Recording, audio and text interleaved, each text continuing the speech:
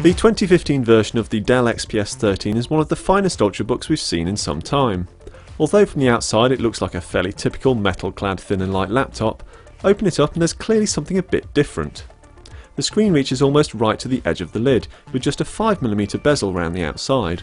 This compares to around 15mm for your typical laptop, and it means Dell has been able to pack in a 13-inch display into a chassis you'd normally associate with a 12 or even 11-inch machine.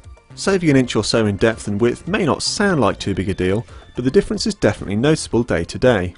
What's more, it simply feels like the future. Laptops with conventional thick bezels suddenly look archaic in comparison.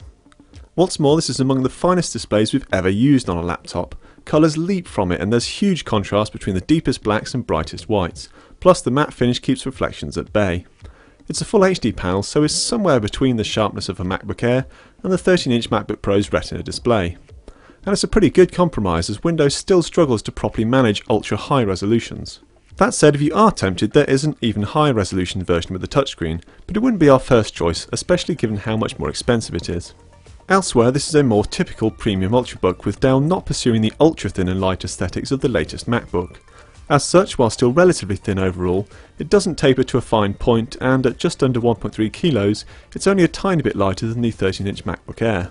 This does mean there's plenty of space for connectivity though, with 2 USB ports, a mini display port, an SD card reader, and there's even a battery life indicator.